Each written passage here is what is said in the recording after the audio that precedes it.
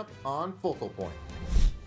Find out why locals are thinking the city of Jackson in one energy company, but not just for the heat this winter. There haven't been too many social gatherings in the past year, but humans aren't the only ones having a rough time. I'll take you inside the Capital Area Humane Society. Here, COVID-19 hasn't stopped the number of animals getting adopted, but actually increased them. Years of memories from the MSU Swim and Dive program shut away in an instant. I'll tell you the university's plan for in-person commencements for this spring and why summer grads are being told they must postpone their big walk across the stage until the fall. Focal Point starts now. Hello and welcome to Focal Point. I'm Joe Fryhofer. Michigan State President Samuel Stanley says the UK coronavirus variant has reached the Michigan State campus. And I'm Darren Baydoun. The strain has been shown to be even more contagious and more likely to cause severe symptoms. This news comes as MSU also announced it will be holding in-person graduation ceremonies this spring. Katie Schroeder is live on campus at the Breslin Center, where graduations are usually held, but not this year. Katie? Good afternoon, Joe. MSU seniors and their families typically would come here to the Breslin Center for commencements. However, this year, seniors will be accepting their diplomas in parking lots. Take a look over here to the east of where I'm standing. That parking lot will hold commencement ceremonies. Beyond here in front of Spartan Stadium, that parking lot too will hold ceremonies. You are now Michigan State University alumni. After 2019, the way graduations were celebrated changed. Less than 2 years ago, thousands packed into the Breslin. Go with confidence and go green. Last year, the Breslin sat empty, and seniors graduated on a computer screen. This year, things are changing again. I thought that we would either have no graduation or just I didn't even think this was possible. We really wanted to be able to do an in-person graduation ceremony. MSU's Mark Largent says some seniors will get their diplomas in person this spring. Ikra Merchant says she found out about MSU's spring plans on Facebook. Yeah, it's on the commencement website. So I went and checked and I was like, okay. That's interesting. Some seniors will walk in person, but most likely it won't be together. Michigan State University will be hosting over 50 in-person commencement ceremonies in parking lots all across campus, like here at Spartan Stadium and here at Erickson Hall. However, this year's summer 2021 grads that would traditionally normally walk with spring graduates are being told that it's time to hang up their cap and gown until the fall. Largent says the decision to hold mini ceremonies with a total of 500 people in each parking lot was based on multiple institutions' safety recommendations. The requirements that the university created out of these many different and sometimes competing requirements was we decided 500. Summer graduates are disappointed in the decision and lack of communication. If I knew, obviously I would have taken the class, so I wouldn't be in this situation right now. The university says they held off on the announcement because the virus is constantly changing. The end of the pandemic is most clearly visible now, but even a month ago it wasn't. MSU is inviting summer grads to walk in the fall, but for many, coming back isn't an option. I'm planning on being overseas in a job over there, so I'm definitely not going to fly home. Seniors created a petition to let summer grads walk in the spring. Spartan's will was very strong, and everyone supported it. But then once the pandemic hit, it was Spartan's will alone. But together, seniors are signing the petition and say they hope MSU considers more options. We could certainly do a ceremony with 500 people in Spartan Stadium. It would look ridiculous because Spartan Stadium would be so grossly oversized. So it's not about the amount of space, it's about the number of people.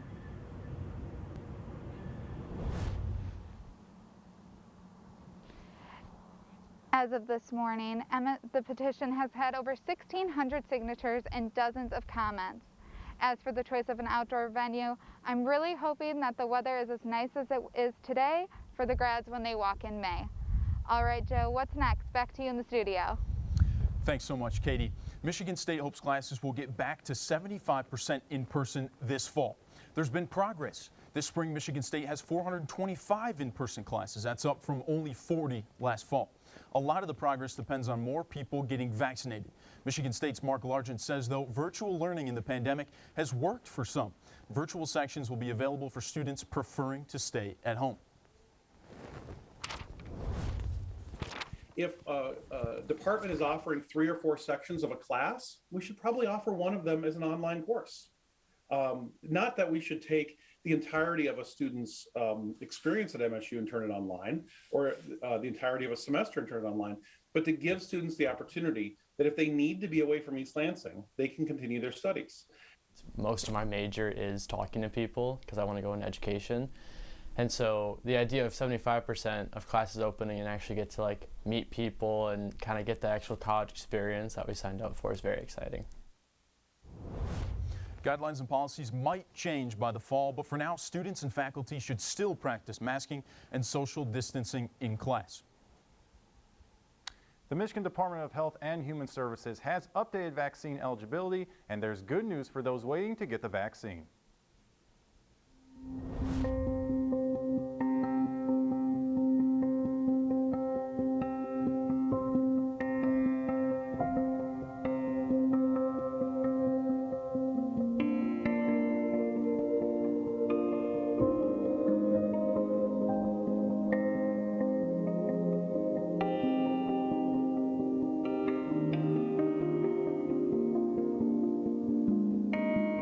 President Stanley's been clear that, he encourages folks to get a vaccine when it is their opportunity.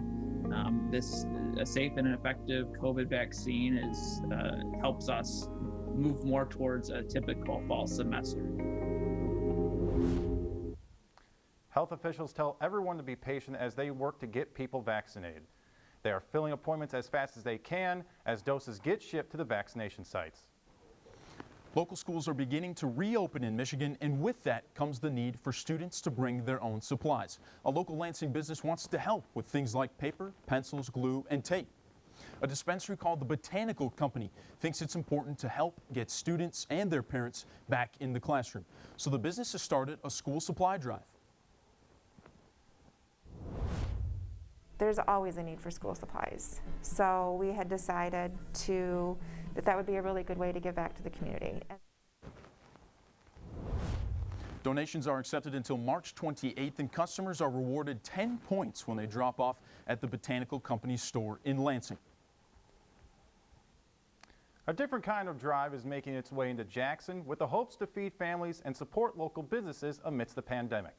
Focal Point's Leah Mitchell shows us how those living there are getting the help they need. Hi there, how are you guys? It's been a struggle. Next card, 10 plus 4 bags. Trying to make ends meet. People drive through and they just say what they need. The pandemic closed businesses. People found themselves out of work and found themselves in lines like this. But folks like Aaron Dimmick and Brian Wheeler want to make a difference. We have distributed 18,000 free meals to people in need. This is a project called Our Town. So what it does is it provides free meals to anyone who needs a meal on Monday, Wednesday, and Friday.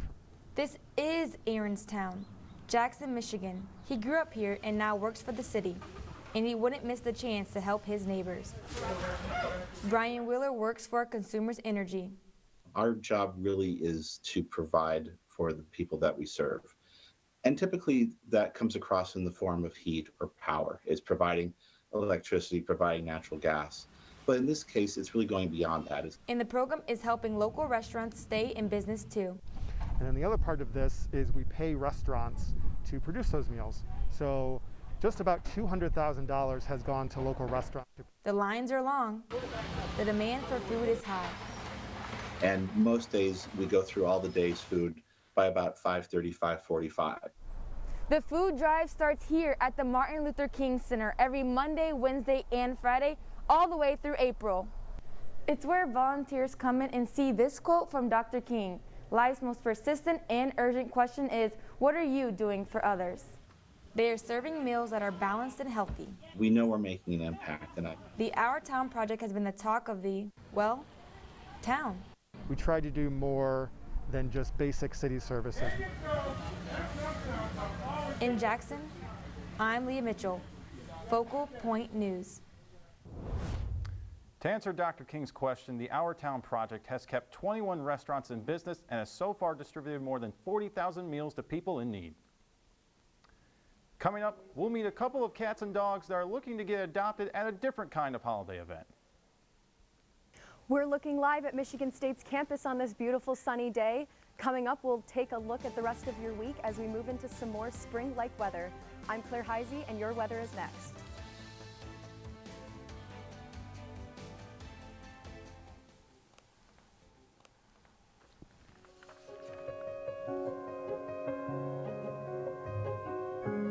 Aviation's leading lady, Miss Amelia Earhart.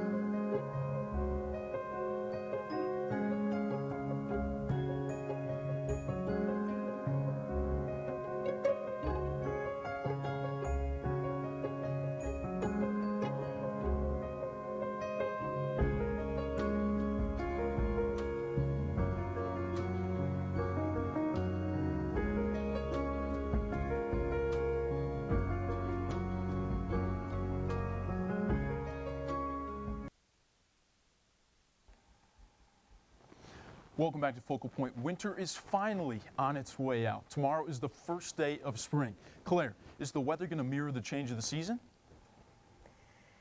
Yes, Joe, we're looking at much warmer weather this week ahead, but spring means rain, and we'll see some of that coming up. Looking at the national map, the April showers are coming early for the coasts, New York to the east and Seattle to the west. There's also the northern region of California is experiencing rainfall this week. But if you're in the middle of the state, then it will be warm and it will certainly be sunny. It is chilly in Michigan. The high is 36 across the state, but our neighbors down below are enjoying some warmer weather. There's no chance of rain today. The sun will be out, but a heavier jacket isn't a bad idea. Looking at our 7-day forecast, the weekend will be sunny with no chance of rain, and Monday will be the warmest day with a high of 67 before it drops a little as we expect a couple of pre-April showers. Joe? Claire, thanks so much. I'll definitely be packing my umbrella for that stretch coming up next week. Last year, the Lansing Home and Garden Show was canceled due to the pandemic. This year, folks over at Spartan found a way to make it happen. Cars would be turning here at the Pavilion Road and Farm Lane for the Home and Garden Show in a normal year, but this time, the show will be entirely online, so businesses can still advertise their services and customers can have access to tips and tricks for home care. This is the second online event that Spartan has created. The golf show planned for February was also canceled and moved online. It does give them a great opportunity to, connect with those homeowners who are really desperate to get projects started, who were planning on coming to the show, who always use the show to meet these folks. You can check out Spartan's website to see the spring project guide and look for other upcoming events. During the COVID-19 pandemic, organizations like MSU's Tower Guard have done their best to adjust. Dedicated to serving the Resource Center for Persons with Disabilities at MSU, Tower Guard normally runs their Shamrock 5K event outside, but because of COVID, they held the event virtually this year. Even over Zoom, runners were able to sign up to run and submit times. They could also join a webinar that provided awareness, entertainment, and some pies to the face. Run Chair Madeline Eckerman emphasized the importance of continuing to have events like these and continuing to forge new friendships. It's almost now more important than ever to kind of promote these events and give people an opportunity to make some connections with other people in the community, because it's just been so difficult the past year to try to meet new people and make new friends and forge those relationships. You can find more information about Tower Guard at msutowerguard.org. Michigan State Student Government ASMSU announced the college representative candidates this past Monday. 24 candidates from 11 different colleges will be campaigning for the next month to become a part of the ASMSU legislative body. Outgoing ASMSU Chief of Staff Andrea Baer is excited for the upcoming year. I'm kind of thinking this as the new ASMSU. I mean, we got the word from Stanley that life might be back to normal come fall, and I'm thinking that this is a great new slate for our student government to kind of recover after COVID and get back out there. Voting will take place from March 29th to April 4th. To view all the details and find out who your potential college reps will be, go to the Elections tab on ASMSU's website. Now every Spartan knows St. Patrick's Day, we go to a green school. But have you ever heard of St. Puppy's Day? Focal Point Sade Moore has the story on how St. Patrick's Day has gone to the dogs. There's no question life has been rough due to the pandemic. But not today for these pups. It's St. Puppy's Day. You've never heard of it? Erica Hodges heads Pup House, a pop-up dog park that hosts events all over Lansing. Pup House started as a way to give dog owners in the Lansing area just more activities and events to do. There's not a lot to do with your dog right now in the mid-Michigan area, so that's my goal, is just to bring more dog-friendly entertainment to people. They came up with the idea of St. Puppy's Day, since humans have St. Patrick's Day. To see how much joy it brings people to go do something that's more like normal life and have these events that people can, you know, safely gather and get their dog out of the house too. I mean, dogs have also been locked up during the pandemic. And a way to bring attention towards animals that need homes. You know, in stable home environments. And so the more we can get, you know, proceeds and the funding to get them home, you know, to their forever home. Although there aren't any leprechauns, there are plenty of dogs, both big and small. By separating them by size really helped it. And then it's the off-leash events are kind of sandwiched around an on-leash event. So that gave a better organization for the dogs, and they were coming and going in groups, which really helped them. Hopefully Pup House will have some luck and find that pot of gold by the end of the day. And the ticket sales to the Pup House portion of the event, we're gonna donate a percentage of them to New Hope Pet Rescue as well. In East Lansing, I'm Sade Moore, Focal Point News. For more information on the next events hosted by Pup House and how to contribute to their cause, go to www.puphousemichigan.com. And the good news continues for our furry friends. Many of us working from home and the stay-at-home orders have led to an unexpected rise in adoption cases for all kinds of pets. Focal Point's Emily Towns tells us how one local humane society has animals finding homes faster than ever before.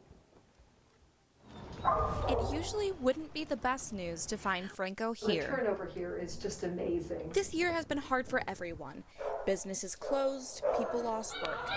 But Penny Myers knew that they somehow had to keep this place open. I have to think, what can we do? Our pets need to be, you know, adopted, and people are wanting to adopt right now because it's the perfect time. In fact, because people had to spend a year isolated and mostly alone, pet adoptions skyrocketed across the nation. This means, like many of the cats and dogs here, Franco will most likely have a home soon. We were essential because they still needed to be taken care of. And this in-between home for Buddy couldn't be more essential.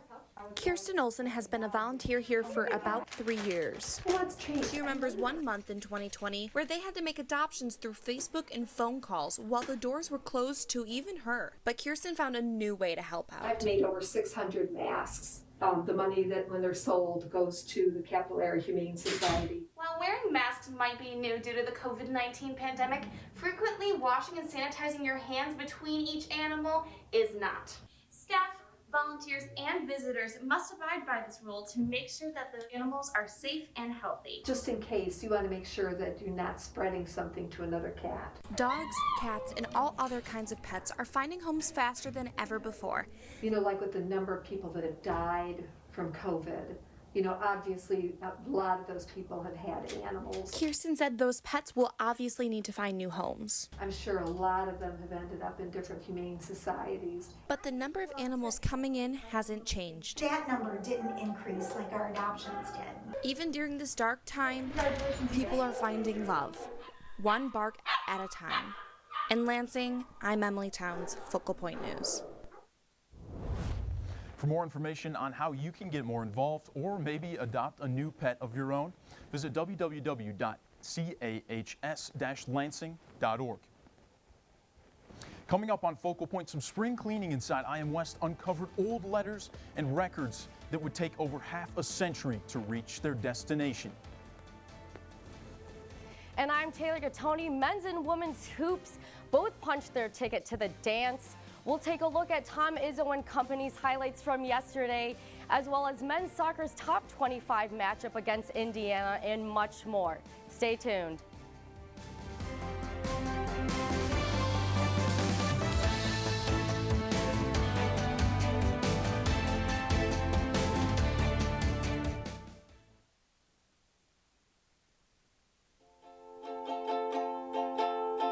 Getting a swab up the nose isn't fun. That's why I chose to do the Spartan spit to see if I had it.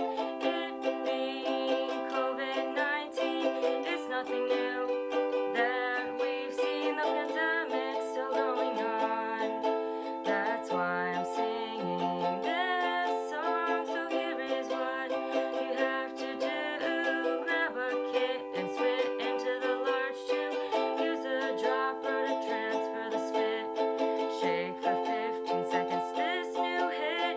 Don't forget to log your code before you return to your humble abode. But put it inside the bag. Your professors will be so very glad.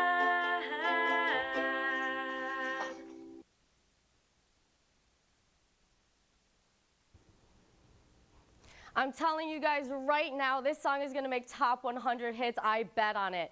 Anyways, welcome back to Focal Point. I'm Taylor Gattoni here with your Spartan Sports Update. Tom Izzo and the Spartans landed in the 11th seed playoff and hit the hardwood against UCLA last night. We start with the 12 to go in first. Hauser working in the post, dumps it off to Hogard, who finds Bingham for the easy flush. Spartans up 2. The big man got it done on the defensive end as well. Back-to-back blocks as Bingham airmails this one into the stands. But UCLA's Jaime Jaquez had a huge night. Career high 27 for him, including this and one to send the game into overtime. Josh Langford would get to the rack in the dying seconds, but the Spartans couldn't climb back. Izzo and company make an early exit this March, falling to the Bruins 86-80. I mean, we had the game won, and you know, we made some of the same mistakes we've made 2 or 3 times this year in critical situations, and I thought we played incredibly well offensively and incredibly poor defensively. Josh Langford is the only Spartan the team is losing after this season due to graduation. With Aaron Henry being projected as high as 28 in the first round of this year's draft, the junior has a big decision to make in the coming weeks. The big dance for women's hoops begins Sunday. Susie Merchant and the Spartans landed as a 10 seed and take on 7-seeded Iowa State Monday at 6 p.m. Eastern in San Antonio, Texas. You can catch that game live on ESPN. Men's soccer looked to add another tally to their win column with a trip to Bloomington, Indiana Monday against the Hoosiers. The Spartans got off to a good start in the 25th minute with defender Luke Morrill headed home this corner kick into the back of the net, giving the Spartans a 1-0 lead. It would seem as though nothing would go right for Indiana in the first half, as Isaiah Handspike makes not 1, but 2 saves, robbing the Hoosiers of an equalizer with just under 3 minutes to go in the half. Indiana would fight back as Victor Becerra takes a shot which deflects off the leg with Spartan defender and finds the back of the net. This one would end in a heartbreak for the Spartans as Spencer Glass's free kick bounces off Daniel Muni's leg with 2:40 to go to give 23rd ranked Indiana a 2-1 victory over the Spartans. Damon Rensing and the Spartans are now 2-4 on the season. They kick off against Maryland today at 2 p.m. in College Park. That's it for your sports update for the week. Joe, March Madness is coming up. How's your bracket looking so far? Mine personally, off to a rough start. Same boat, Taylor. I had Michigan State getting past UCLA and BYU, so my bracket's already busted. But Taylor, thanks so much. From the field and court to the stage and canvas, Reagan Holgate is live in the studio with your entertainment for this week. Reagan? That's right, Joe. The Oscars will be announced on April 25th, but nominations for the 93rd Academy Awards are out now. Focal Point's Kayla Richards reports on some nomination firsts. Please call me Matt. David features Hollywood epic Mank about Citizen Kane. Screenwriter Herman Mankiewicz leads the Oscar race with 10 nominations, including Best Picture, Best Director, and Best Actor for Gary Oldman. I don't see your name in lights. The late Chadwick Boseman picked up a posthumous Best Actor nomination for his role in Ma Rainey's Black Bottom. Rounding out the category are Riz Ahmed in Sound of Metal, Anthony Hopkins for The Father, and Stephen Young for Minari. Minari, The Father, Sound of Metal, and Mank will compete for Best Picture against Promising Young Woman, Nomadland, Judas and the Black Messiah, and The Trial of the Chicago 7. I'm just houseless. For the first time, two women, Nomadland's Chloe Zhao and Promising Young Woman's Emerald Fennell, are nominated for Best Director. They go up against Lee Isaac Chung for Minari, Fincher, and Thomas Vinterberg for Another Round. I'm on my way. Viola Davis becomes the most nominated black actress ever, picking up her 4th nomination for Ma Rainey's Black Bottom. She'll face off in the Best Actress category against Andra Day for The People vs. Billie Holiday, Carey Mulligan for Promising Young Woman, Nomadland's Frances McDormand, and Vanessa Kirby for Pieces of a Woman. Kayla Richards, Focal Point News.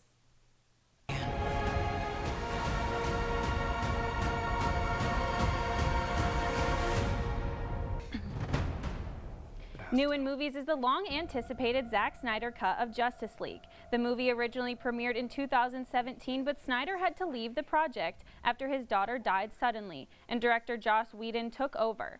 After mixed reviews, Warner Brothers tapped Snyder to recut the film. The 4-hour Snyder version was released yesterday and can be watched on HBO Max. Have you ever thought a cloud looked like something? A dragon, an elephant? Those walking around East Lansing will soon see real art when they look up to the sky.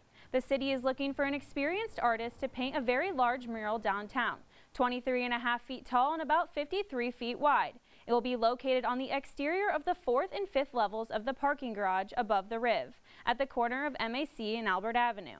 The Art Commission believes that with all the art decorating the city, these public canvases are representative of East Lansing's rich culture and diverse population. People come from all over the world to our small town because of MSU, and it's important that they see themselves, everybody sees themselves represented downtown. So. Interested artists have until March 30th to submit their qualifications, including a resume, examples of past work, a narrative of their typical materials and mediums used, plus examples of other non-mural art. The full description of the project can be viewed at www.cityofeastlansing.com. That's all I have here for entertainment. I'm Reagan Holgate. Joe, back to you. Thank you, Reagan. For our Friday Focal Point finale, let's take you live from the other side of campus. This is a live picture from IM West, and it's where Michigan State swim team has competed for almost 100 years. But that program is coming to an end. It's amazing the kinds of things you find when cleaning out decades of history. Here's the story of a legendary Michigan State swim coach, the current swim coach, and a swimmer. It's spring cleaning on the 2nd floor inside IM West. We've kind of emptied all of them out. The large majority of them have been emptied out. We all have those boxes we've been too scared to touch in our attics. There's just so much history here. History lost in the wake of time. Notes, letters, report cards from students that legendary swim coach Charles McCaffrey saved for some reason. He was really good about saving all the stuff, too. In file cabinets here for more than 5 decades. Matt Gianniotis' time as MSU's head swim and dive coach is coming to an end. But you wouldn't know it. Yeah, so they're on 50 seconds. All right, full boat position for the whole of them, 12 total. In October, MSU announced the program would be cut after this season. It's just really, it's been tough. It's been very difficult for us. Gianniotis carries on McCaffrey's legacy, one where the program felt more like a family.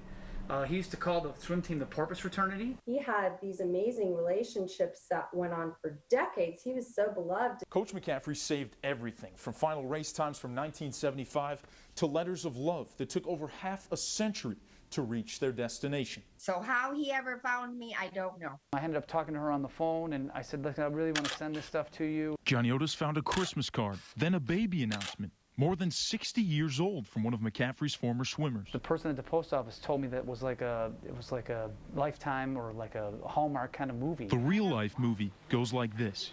That Christmas card and baby announcement came from Nancy Miller, an MSU swimmer herself who fell in love her junior year. with fellow Spartan swimmer Roger Harmon. They'd moved to Chicago together while he went to medical school, start a family together.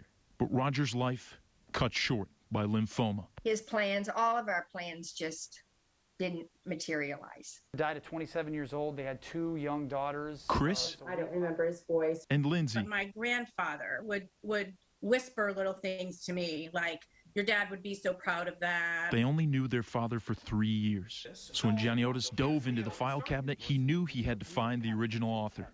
He asked me, is this Nancy? And I said, yes. And he said, is this Nancy Miller? And I said, yes. Lindsay lives right by her mom in Florida with Chris in Texas. It was a Zoom reunion And they're with the family all together. Family. The very thing that Coach McCaffrey instilled 6 decades ago.